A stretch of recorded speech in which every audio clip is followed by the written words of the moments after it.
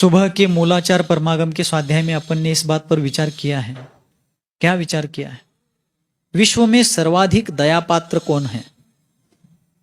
विचार एक दिन किया था अपन ने, पूरा उसी पर चर्चा हुई थी उस दिन। कोई सोचता है कि जो भूखा प्यासा है वो दया पात्र है, कोई सोचेगा जो रोगी है वो दया पात्र है, कोई सोच सकता है कोई कर्जे में हो उसके ऊपर दया करनी चाहिए, कोई विचार कर सकता है मूक पशु पंछियों के ऊपर दया करनी चाहिए। वो सब ठीक है, करनी ही चाहिए। जो जिस अपेक्षा से दया पात्र है, सहकार्य का पात्र है, उसको दया के माध्यम से उसका सहकार्य करना चाहिए। किंतु असल में सर्वाधिक दया पात्र कौन है इस विश्व में? तो हमारे गुरुदेव हमेशा कहते थे, विश्व में सर्वाधिक दया पात्र यदि कोई है तो मिथ्या दृष्टि जीव दया पात्र है। कौन सा जीव? क्योंकि संसार भ्रमण का मूल कारण ही मिथ्यात्व है।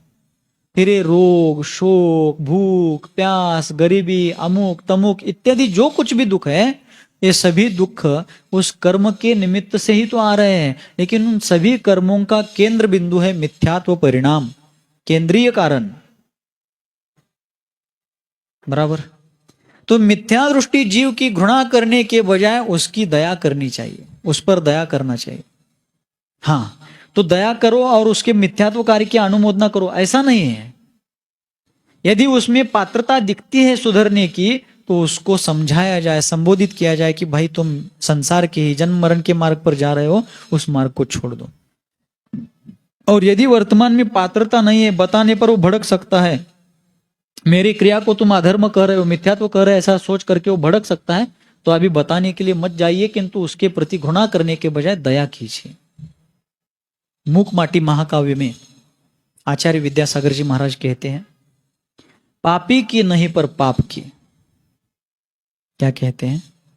पापी की नहीं पर पाप की, पंकज की नहीं पर पंक की घृणा करो, अई आर्य नर से नारायण बनो, समयोचित कर कार्य।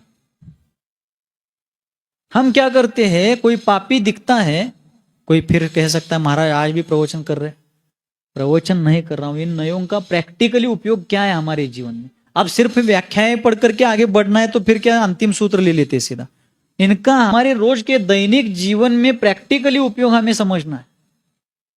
हम स्वयं पाप करते हैं, लेकिन कोई पाप करता हुआ दिखता है तो हम उसकी चर्चा चौक चौराहे पर खड़े रहकर करते हैं, चावड़ी कट्टी में। इसलिए उन्होंने कहा पापी की नहीं, पाप की घृणा करो। पाप की घृणा कौन करता है? जो स्वयं पाप कर रहा है लेकिन उससे बचना छूटना चाहता है, वो पाप की घृणा करेगा। पापी की नहीं, क्योंकि मैंने भी ऐसे पाप बहुत बार किए। आज मैं थोड़ा बहुत सुधर गया हूं, वो कल सुधरेगा, अवश्य सुधरेगा। पापी की नहीं पर पाप की, पंकज की नहीं पर पंक की। पंकज मतलब कमल। पंकज, पंक अर्थात कीचड़ में है, ये देख करके उसकी घृणा मत कीजिए। वो कीचड़ में रहते हुए भी कीचड़ से अलग है, अलिप्त है। उसी प्रकार संसारी जीव पाप कर्म रूपी करदम में, कीचड़ में सना हुआ है, लिप्त हो चुका है, किंतु उसका मूल स्वरूप वैसा नहीं है।